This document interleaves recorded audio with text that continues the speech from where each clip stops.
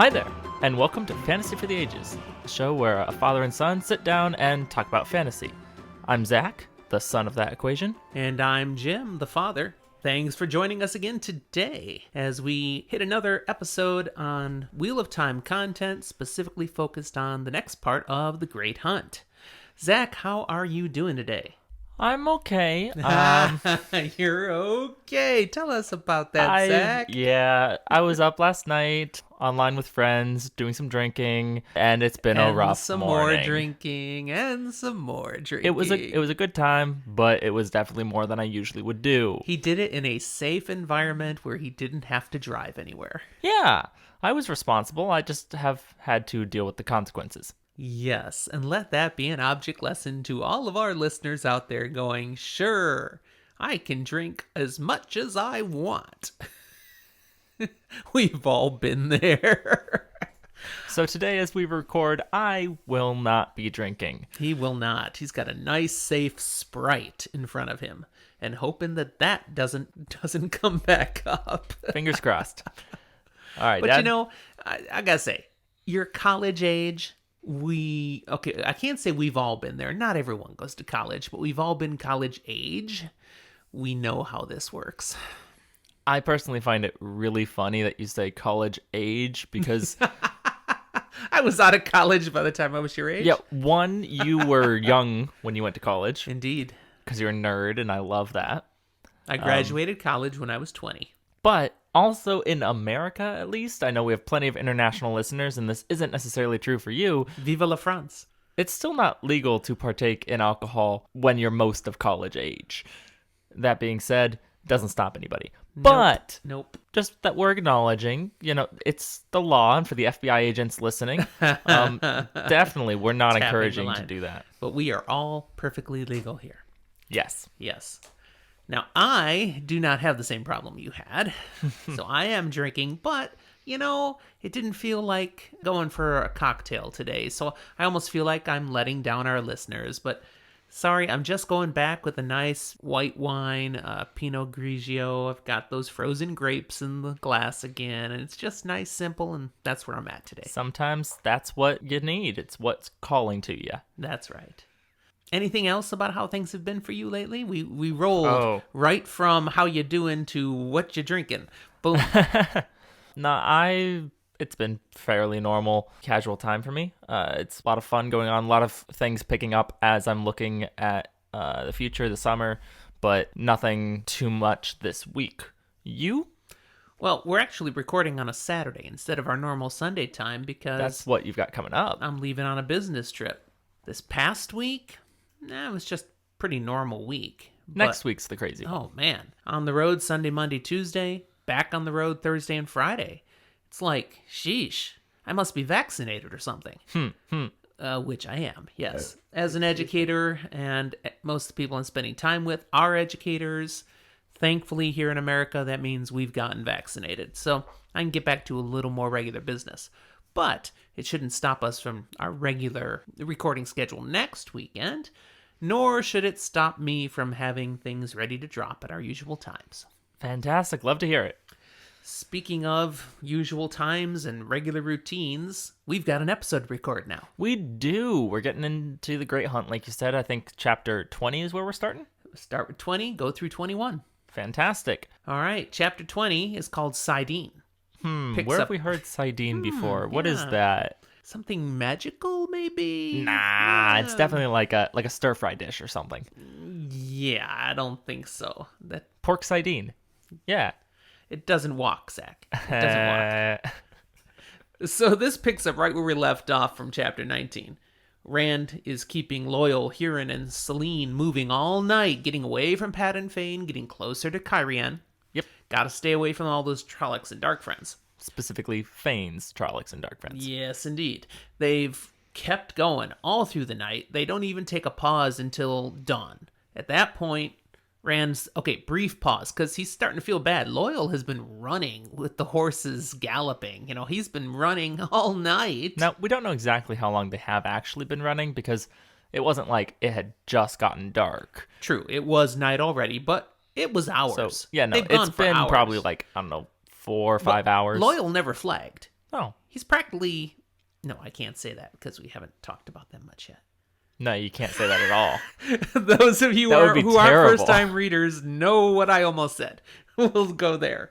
So he's just Mr. Stamina. He doesn't complain, but I'm sure he appreciated a little break here. Mm-hmm. So as soon as they come to a break, Selene's like, since we're paused, can I see the horn again? Can we just, Loial, just go ahead. Oh, give me that chest again. Let me get a hold of that. I just want to pop that thing open and I just want to look again. Don't do it. Don't do it. And Rand is like, no, we don't got time for that. Actually, he says no because he wants to keep the dagger shielded. He's thinking, if we let that dagger out again, it might start impacting us. We might turn into Matt, and that's not good. So he wants to keep it safe in there. She does not care for that. No. She gives him some real attitude then. I mean, Selene is being Selene. Very needy, demanding, kind of wanting everything to be her way, which often it does kind of go. Well, and she tries to get it again. She uses her feminine wiles on Rand and really presses him, and he feels his opinion actually starting to sway. Well, maybe it wouldn't be so bad. And then he thinks about, wait a second. She's manipulating me just like the Aes Sedai do. And his wooden-headed wool-headedness just kind of gets in there and he stays stubborn. And in fact, then he asks her again, are you sure you're not Aes Sedai? And that just ticks her off even more. Oh, man. She does not react kindly to that. She says, I am what I am. And who I am. She says, I am what and who I am. Yeah. That's a very precise phrase. I am what and who I am. Hint. We're just throwing this one out here, first-time readers. That's significant the way she says that. Why couldn't you just say, I'm not Aes Sedai? I mean, she does say she's not Aes Sedai, but she goes on to emphasize exactly. Why would you consider phrase. going on beyond that unless it was something particular you were hounding in there? Yeah. So, something to note here, that didn't go well, that interaction, and then she gives Rand the very, very cold shoulder. But something I really want to point out, especially for our first-time readers, is Rand is thinking through this conversation about the horn and wishing he knew more of the prophecies of the dragon, so he would know how the Horn of Valir may work into it. What's that about, Zach? I mean, between what he knows and what he's been told, he does know in some way, shape, or form, the dragon, the horn, last battle things, those are all somehow connected. Yep. But he doesn't himself know a whole lot yet, and he definitely does not want to be this Aes Sedai puppet dragon that he's been walking into. And so you're kind of thinking, if I want to distance myself from this, then I really have to know how to do this, because what if I end up walking into the Aes Sedai scheme anyway? And it's a whole mess. The phrase, the prophecies of the dragon, implies that somewhere there are the prophecies of the dragon. I mean, it's written in capital letters. No, it's definitely a thing that exists, that Rand knows exists. But he's not read. He hasn't had access to it. He's just heard of them. Like you said, he knows a few things. Last battle, Horn of Valir, whatever. Maybe once upon a time, Tam Althor came home and was like, hey, Rand, I'm going to give you a bedtime story. This one's called The Prophecies of the Dragon. I don't think so. And he heard it once. I come home one night. Hey, Zach, I got a nice bedtime story. Nightmare on Elm Street. Let's go. I don't know. I feel like this one's more like we're sitting down and reading James Joyce. It's confusing and dense, but technically a good story. Huh. But the dragon, they all know the dragon is the one who broke the world and is prophesied to come again to break the world again. I mean, that's how they kind of see it. So it's kind of the boogeyman. It's a horror story. You read me the Bible. Yes, and there are lots of bad things done to bad people in the Bible. I'm just saying it also mentions the end of the world. It's very apocalyptic. Yeah. Indeed. It's where the word apocalypse comes from. But for the right reason. Okay, we digress. I only want to really emphasize here before we move on now is that Rand's desire to know about these prophecies, to know more about them, that is going to have a direct impact on later decisions and actions. So there's a little, in essence, foreshadowing, not super strong foreshadow, but kind of like just recognize he wants to know more, And so you'll see something about that later. And I'm going to pause it and put forward that my dad might cut out anyways. These prophecies, very important, but we as readers very rarely actually get to see like all of them straight out. We get them bits and pieces all over the place. They're mostly talked about as the prophecies of the dragon. It's probably better that way. I tweeted today, just to put out there, okay, so the Wheel of Time Companion, which is basically an encyclopedia for the Wheel of Time. Has anyone actually read that from beginning to end? Because I've tried, and I've gotten like to letter B. Maybe I'm up to C. I don't know. It's hard to just keep reading through. I mean, it's not written as a story. And nobody's gotten back to me going, oh yeah, I read it. So the prophecies of the dragon might be kind of really rough to just read straight through for the same reason. It's not a story. It's just these pieces of information all scattered. I don't think it would be quite as long, though. No, I probably not. But I haven't read it. Have you read it? We don't Not start know. to finish. No. All right. The party continues. The break is over. Let's go. They got to get to Cairhien. During the night, at some point, they'd actually entered the country of Cairhien. Yes. But the capital city, the same name, still a ways off. As we look at the map, a lot of these countries are often more city-state-like, where it's got a main central city and then a surrounding area that is the country. There are exceptions to this, especially our kind of titular Andor. I think there's only three. There's at least 4 of those that I go, yeah. There's Tyr, Cairhien, Ilian, and Mayen. Oh, I was thinking Mayen. All 4 of Ilian those. wasn't the one that had come to mind. But I mean, it's just this down thing. Yeah. And then really, So it's just these lot of- boring Southerners. a lot of Altara is the same kind of thing. No, they have different capital cities. And Amadicia is a mostly kind of centralized thing. Anyways, they're trying to get to the capital city, also called Cairhien. And while they've been traveling here now, Selene's kind of loosened up. You know, she had really gotten irritated and cold, but she's now chit-chatting with Loial again and talking with Hurin, but not to Rand. She's still expressing with her body language and failure to want to talk that she's ticked off at him. It gives the impression of like they have a different relationship than the others. Yeah. She will talk to Rand if he asks her a question, if he brings something up, but she's not initiating anything. Although he does notice that, every now and then he turns and looks at her and catches her looking at him. Sometimes with a little smirk, a little smile. Wonder what that's about. Yeah, him too. He's left with this feeling again. I wish I understood women. Matt and Perrin would be so much better here right now. No, it doesn't say that here this time, but it's the same basic theme. He's thinking it. They travel like this all through the day.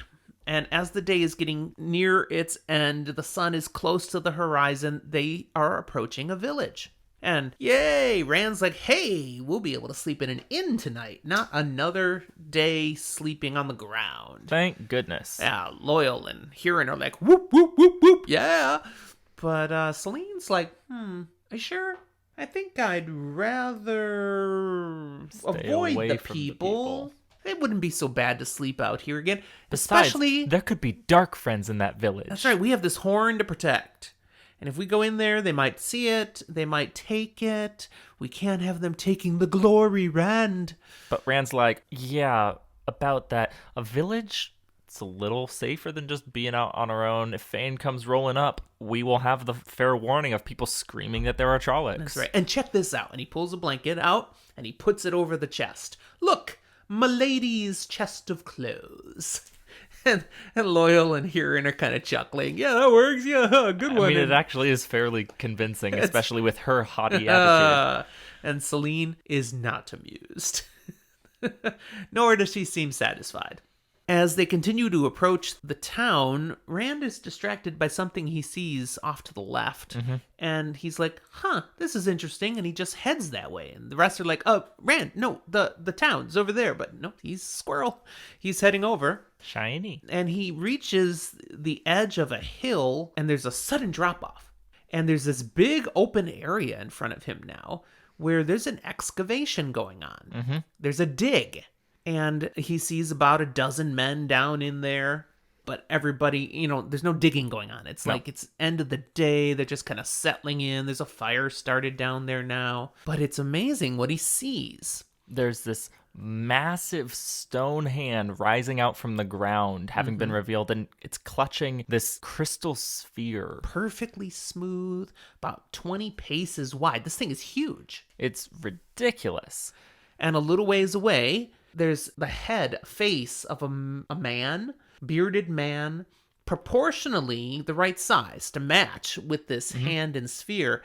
But that's all that's been revealed so far. So potentially, there's a whole freaking statue of a massive giant holding this sphere. Or at the very least, probably more pieces to that statue if they aren't still connected. Who knows? Possibly. They have to do the digging and find out. This thing is fascinating. And Rand, he can't help but stare at it. He's like amazed. And as he stares... something weird happens. Yeah, particularly as he stares at the smooth sphere... he's captivated. And he's so captivated that as he's looking at it, he doesn't even notice that the void suddenly surrounds him. Just on its own. It's something that he has to do. And normally he has to choose that. And it's he just didn't. there. And Sidene, he hears it. Like it's singing. Louder than before. Ever before. An entrancing call. And as he hears it kind of in the background, because he's not focusing on the void or Sidene, but he's watching this sphere, and he seems to see within it swirling somethings that seem to match the rhythm of Sidene in his head. Whoa. This is like, whoa. But weirdly, Rand isn't struck with, okay, this is strange and scary. No. He's just sucked in. It really is a weird interaction of Rand just not knowing what to think, kind of. He doesn't seem to have full control of his facilities. He doesn't think. There is one thing that crosses his mind here. He recalls the story Captain Bail Doman told that he do be telling when they were on the riverboat, the Spray. And he told about a whole bunch of wonders in the world, a tall tower, and that was metallic and stuff. This thing that everything around it died around, that dish. But most significantly, he talks about another of these hands. A statue like of some sort like this, with this big hand with a sphere on the island of Tremalking. A totally different place than where he is now. But this is what it reminds him of. He's like, this is just like Doman said. Maybe they're finding another one. Huh. Now, Selene, at this point, she comes to draw Rand away. She's like, Rand, this is dangerous. We need to go. And he's instead saying out loud, I think I might be able to find a way down there. And he's fixated. Yeah, he could get down there. He could touch it. Wouldn't that be cool? And as he's focused on it and fixated, the song of Sidene, it's raging within him. But it's still not really, he's not noticing anything odd. He's just still focused on the people down below. And those men down there, how come they don't notice what's happening with that sphere? Can't they see the swirling? And I mean, it's amazing. And they seem to be acting like nothing's going on at all. Yeah. Selene more urgently tries to get Rand to move. She grabs his arm. She starts tugging pulling on him. Yeah. She even says, you're right at the edge of the cliff. It could give way. And what would happen if it gives way? I mean, Fain and his people would come upon us because you're now trapped and you can't go. And he finally begins to be a little bit more aware, at least of his own self, as he starts to sense and realize, wait a second, I am in the void. And how'd that happen? Sidene's right there. Ooh. That definitely is matching with the pulsing with the sphere. Oh, but that's cool. There's a connection here. Something wonderful here. He still doesn't want to leave. Selene, she's getting desperate now.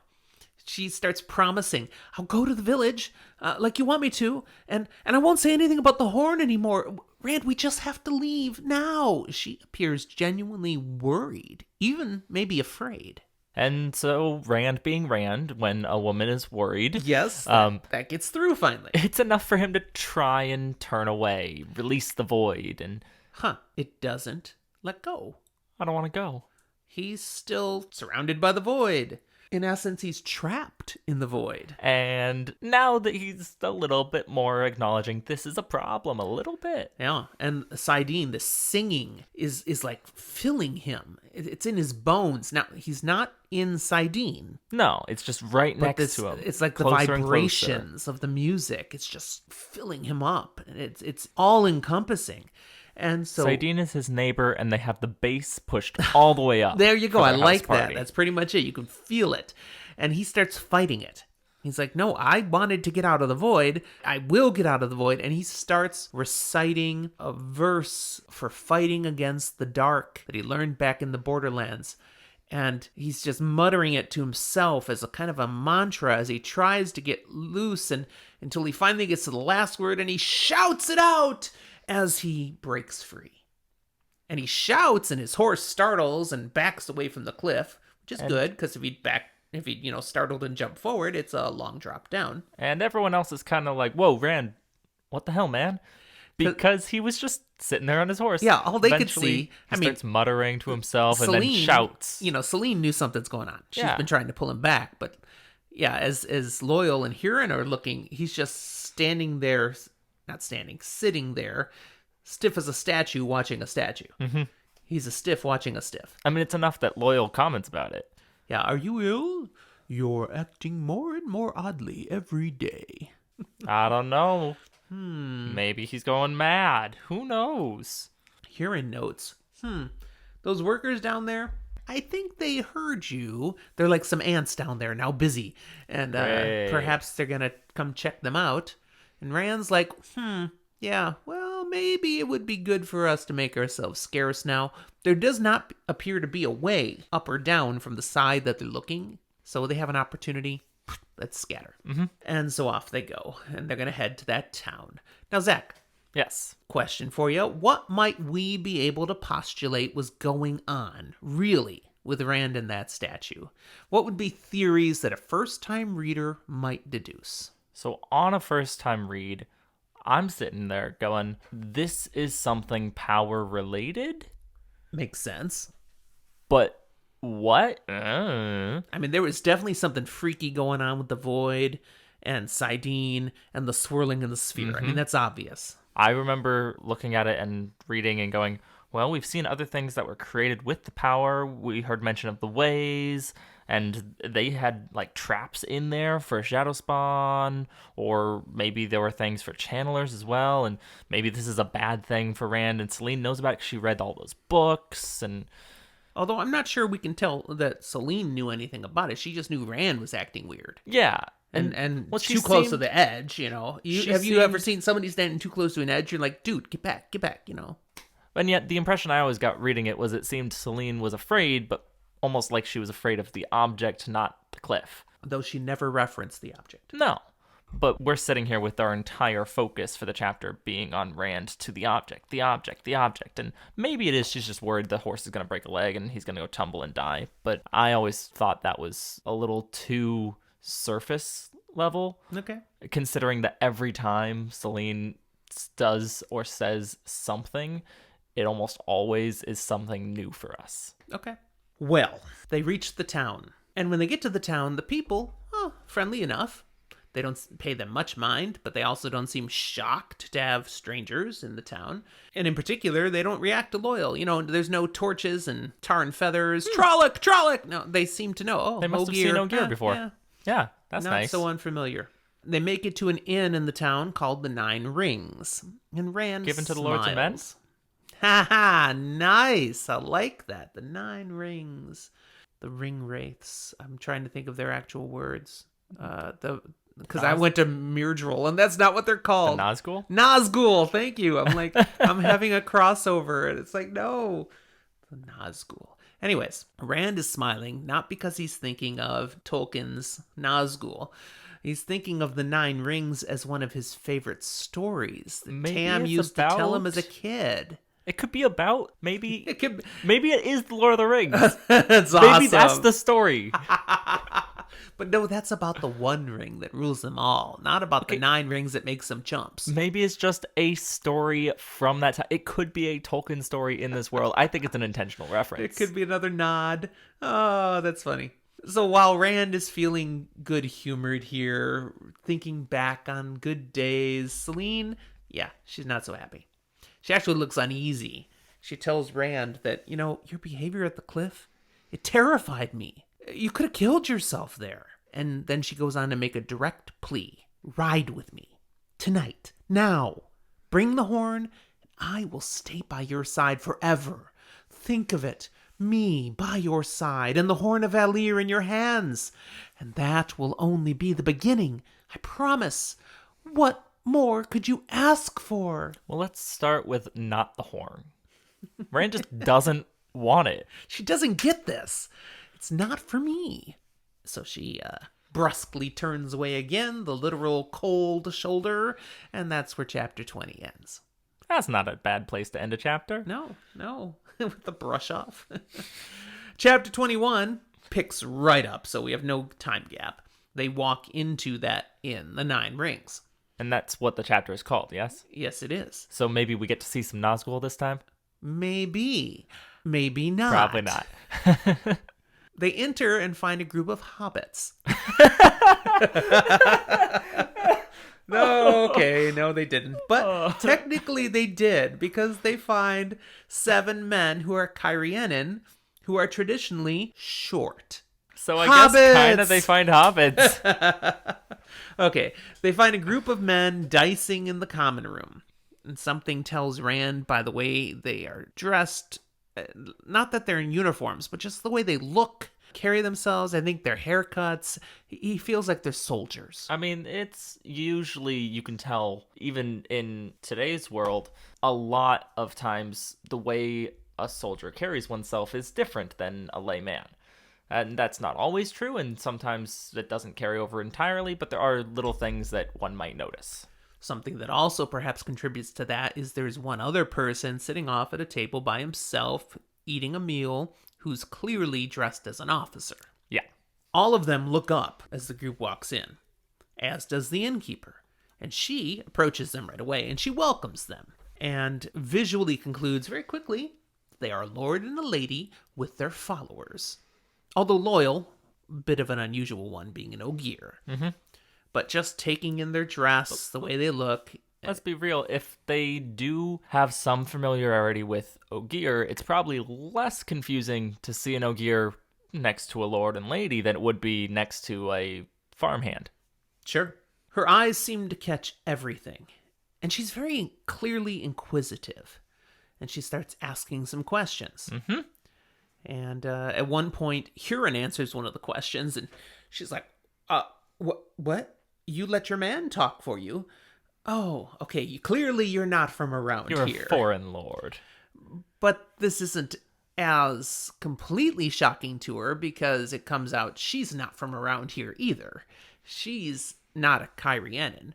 She married a Cairhien, and they built this inn, and then he, after 23 years of wedded bliss, kicked the bucket. So now she has the inn all by herself. Well, at least he didn't run off with someone else. That's right.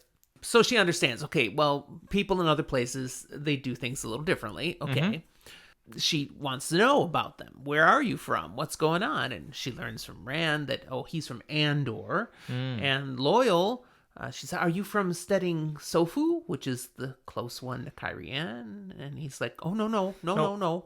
I've recently come from the borderlands, is all he says. He doesn't tell where he's actually from. Loial, you're being sus. And then she actually asks, and this one really catches Rand flat. Yeah. So, are you hunters for the Horn of Valir? What? No! He kind of overreacts.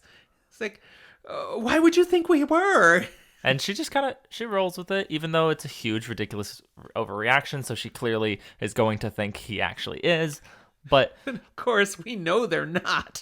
It's hilariously true. They are not hunting for the Horn of Valir. But she mentions that there already were 2 hunters that came through. They were going down to Ilion. The hunt for the Horn's been called. Then there's just lots of strangers coming through. Rand assures her, no, we are simply travelers heading to the capital. She offers to get them situated for a meal, and the 4 of them all have a seat around a table. Again, shocking her. You let your man eat with you? It's like, that's not how this works. But, okay, she's a gracious host. She rolls with it. He must be a favored servant. The food arrives. It looks and smells quite differently from what Rand is accustomed to. But, he tries it. Oh, man, this stuff's delicious. It's pretty great. I'm kind of picturing, and this is, I'm sure, not quite accurate, but I'm picturing when I moved from Minnesota down to Nolens. And I got to try some good old Creole or Cajun food. The spice was way different than anything back in Minnesota. Oh, but it was awesome. And and that's kind of what he's truthfully, encountering. Either way, when you make that trip, the food is going to look very different. Yeah, my mom, your grandma, could never wrap her head around eating something that would look back at her. Mm-hmm. We'd have these great crawfish boils in New Orleans every year. She would not touch them like way. that. Beady little eyes staring. No, really, Mom, just crack that off. And if you really want to enjoy it, suck the head. And no. Nope.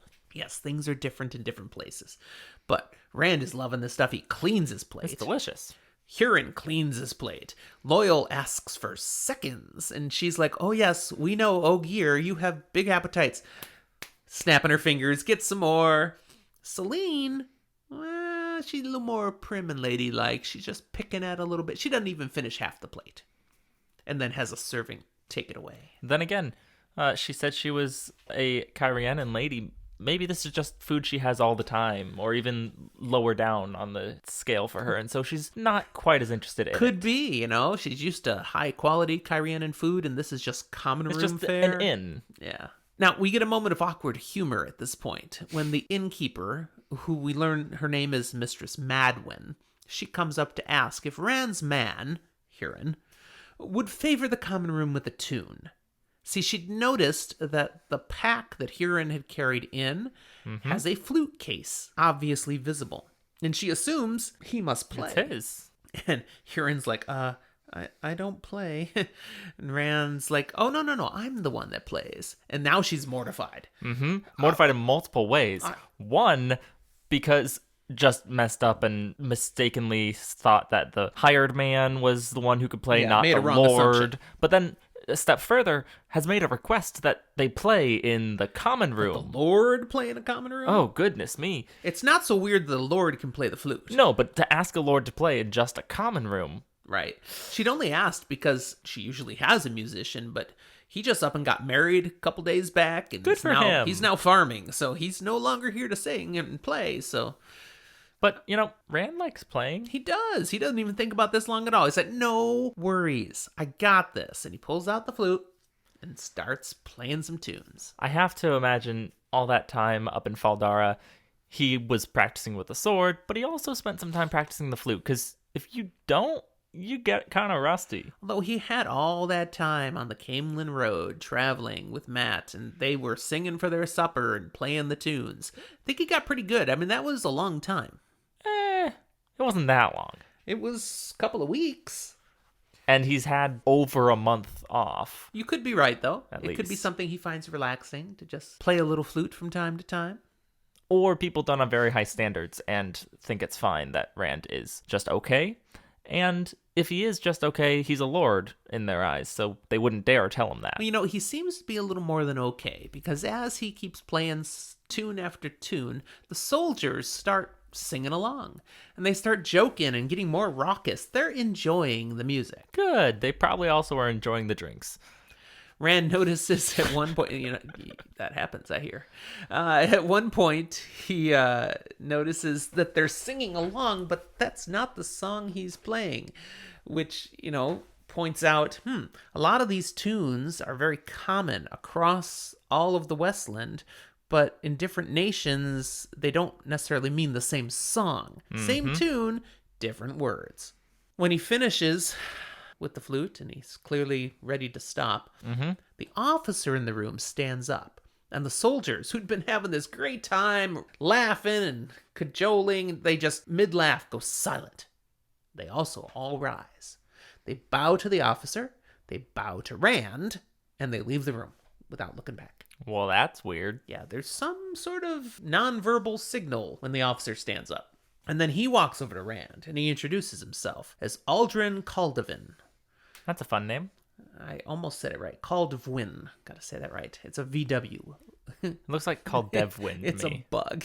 VW. No, Okay, I would definitely say Caldevin. That's how Caldevin. I've said it. I think in the audiobook it's Caldevin, which is why it's in my head that way. But I don't know. And he points out he is a captain in His Majesty's service. Bond. James Bond. In His Majesty's service. I'm pretty sure that's the name of one of those 007 movies. Something like that. And he shares that he hopes his men didn't offend. If we can't remember for sure, it's probably not one of the good ones. No, it's not. It's with one of those off Bond guys. He speaks of, the rowdy soldiers, and, it's about all you can expect from such a common sort. So I hope you understand. And Rand's like, oh, I felt no insult. And invites Cult of Wind, have a seat, pull up a chair. And they have an interesting conversation. They do. We learned some things. What did we learn, Zach? Well, first off, Call of Wind speaks with an accent. It's not intense, but it's different than Rand's. Right. It does remind him... a slight different intonation on things. Reminds him of Moraine. And we get a quick remember nod. That's right. She was Cairhien. He, the officer, had noticed Rand had a heron-marked blade. Yep. He'd done that immediately. recognition right away. And so he thinks Rand is sus. Yeah. It's clearly very suspicious. I mean, a Andorran lord coming in here? He tests him with a couple of trick questions, which I thought were pretty smooth. And honestly, the first time I read through, I didn't catch what was going on there. I should have, because on the second read, I totally got it. Oh, I'll refresh your memory. You have them? You have them fresh? Oh, I've got this memorized. Sort of. I'm not going to give it verbatim. But Cult of Wind is like, yes, from Andor. I visited Andor once, and there was this captain of the Queen's Guards. What was his name again? And Rand answers, Bryn. Gareth Bryn. It's like, oh, that's right, Gareth Bryn. And so young to be in such a position. And Rand responds, he's not that young. I mean, he's got gray hair and stuff. And Call of Wind very smoothly goes, no. I mean, so young to have gotten into the position. Because, of course, yes, he's been in it for many years and is well seasoned. So and it's smooth enough to kind of show, okay, Rand might know what he's talking about. He does know the name, but beyond that, he's definitely seen the man. Yes. So he's not just making stuff up with bad information. And again, it impresses on Rand, this guy is checking me out. He doesn't just believe my story. And now we've got sus being sussed. And then he moves on to Selene. And he's like, may I ask what your name would be, milady? And as she opens her mouth to answer, suddenly there's a big commotion as a servant girl in the room who's moving a lamp at that point drops it. It shatters. Flames start up. We got a little fire started in the common room. They all jump from the table because they're not far from where this drops. The innkeeper rushes over. They get it quickly taken care of. But Selene doesn't have to answer the question. She doesn't. And in fact, when it's all taken care of, the innkeeper, checks with them. I'm so sorry about all that. She's not clumsy usually. I don't know what got into her. I hope everything's fine. And Selene's like, I'm feeling a little overwhelmed and maybe not quite well. I think I'd like to be shown to my room now. So she gets out of having to answer anything. And interestingly, Mistress Madwyn is like, well, of course, I've got a fine room prepared for you and your lord. And she's like, nope. I want my own room. And Mistress Madwyn glances over at Rand like, well, of course, and we'll take care of that right away. And off they go. So Selene's gone. They're getting her situated, and Rand and the captain can talk. Yep, they sit back down at the table. And it's Rand's turn. It is. And he wants to know about that excavation out of town. What's up with that? What was that about? He learns it's a huge statue from the Age of Legends. Call of Wind's actually here because it's his job to oversee that excavation going on. Something like 500 laborers or something, all just camped outside town. Yep, bunch of rough common folk, and he's there with a few soldiers to just kind of keep them focused, keep the work going on, because he's been given this task by Galdrian to get this all dug up and bring the statue back, set it up out in front of Cairhien as a monument to this grand city and House Riotin. We don't know what half of that stuff means. We know the city Cairhien. Yeah, but Galdrian? House Riotin? Yeah. No idea. We have no context yet. We'll get context, but we don't have any yet. Fairly soonish. Yes. Caldwin then asks how long Rand and his party will be staying in Tremancian. That's the name of this town. But there we go. That fills that in a little bit. And And Rand Rand just says, no. They're going to Cairhien. They're doing first it thing in the morning. Yep, we'll be out of here. Caldwin says, well, as it so happens, it's time for me to send some of my troops back. We've got to rotate fresh ones in. So I'm sure you won't mind if I send them along with you as an escort. Yeah, it's a casual offer that is more of an order. Mm-hmm. But truthfully, Rand probably isn't that upset about it. Yeah, to kind of serve a purpose, help protect Let's have them some from soldiers Fain. around them while they're getting hunted. That's Right. a good idea. But yeah, if he hadn't liked it, he probably couldn't have turned it down. No. The way Caldwin offered it was in one of those awkward ways that if you wanted to decline it, you'd be looking like an unreasonable, like mean-spirited person. Which, I mean, they do think he's a lord. Well, with that, Caldwin makes his excuses, leaves for the night. And when he's gone, the innkeeper returns. She says, okay, your lady is settled, and I've got rooms prepared for each of you as well, but may I offer you some advice? You know, having... No, but you're going to do it anyway. Yeah, having been married for so many years as I was, and my husband and I, when we weren't kissing, we were fighting. It's just how it goes sometimes when you're in love and you're a couple, so trust me. If you, later tonight, just go to your lady's door and knock and say you're sorry. It doesn't matter what really happened. Just apologize. I'm sure she'll let you back in. Rand is trying not to die of embarrassment and look beat red. Yeah. But he thanks her. He doesn't give too much away beyond, his personal blushing. Yeah. So she leads the three of them upstairs, and Rand shocks her again and says, no, we'll share one room. Mm-hmm. That is so improper for a lord, but okay. So makes the arrangements and drags another bed in because Hurin and Loial were going to be in the same room. They were going to be set together, but the Lord would have his own room. Loial had a huge freaking bed because they are apparently familiar with Ogier. They know their appetites, they know bed. their beds. Yes. It's a whole thing. So they're all situated in the one room, and then she leaves. And as soon as she's gone, Rand's like, so what the heck was going on with that captain? And we get to learn a little bit about one of the most fascinating things in this world, in We my opinion. do. And it's called? Days Damar. Yes, it is. Also known as the Great Game. It is basically politics, but more complicated. Yeah, Rand's clueless. He's like, can you guys explain this? And both Hurin and Loial have heard of this. They're not super familiar, but they know it's something that's commonly done amongst all the lords and ladies of the southern nations. They don't really do it up in the borderlands. Yeah, Hurin's like, we don't have time for this nonsense up north. And truthfully, Andor does its own thing. Yeah, they do.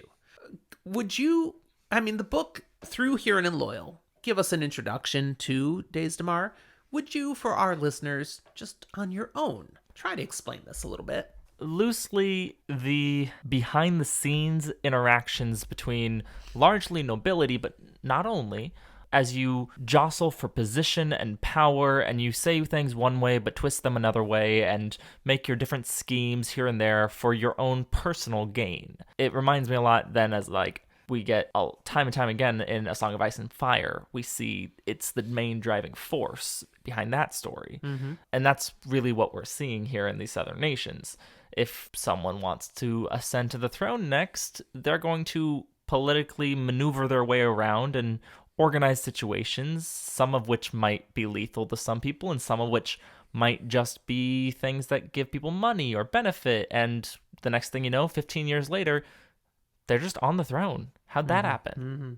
I professionally work with people in leadership, and leaders understand that words have power, and you have to be very careful about what you say, because people will read into your words, and they may read more into them than you ever intended. Days Damar is totally next level along that same line. Your words have huge power. People are going to read tons into them. And it's up to you to control what they read into it. The it. best players of Days Damar are ones who use their words, and even their lack of words, very intentionally to drive other people crazy. Trying to figure out what you're really up to. What are you really doing? The sky is blue. Everybody's like, what does he mean by that? Well, he means the sky's blue, idiots. And that's kind of it. With Days Tomorrow, you can't take anything at face value. There's always a subtext, an alternative meaning, an agenda, and it's like, holy cow. So we are going to learn a lot more about Days Tomorrow as we move further into the story, but that is the basic introduction. And Rand is like, that is just nonsense. It's dumb. That does not make it. Why would anyone do that? Yeah. And Loial and Hurin really can't explain any better because they're kind of like with him. We it's kind of stupid. agree. So say what you mean. You should ask Selene in the morning because she's from Cairhien. She's grown up with this. She'll get it. She'd know. Unfortunately, they don't get that chance. Because she gone. Yeah, next morning, they go down to the common room, and Mistress Madwyn has a message from Selene for Rand. And he opens it up, he reads it. And it says, I must leave you for a time. There are too many people here, and I do not like Cult of Wind. I will await you in Cairhien. Never think that I am too far from you.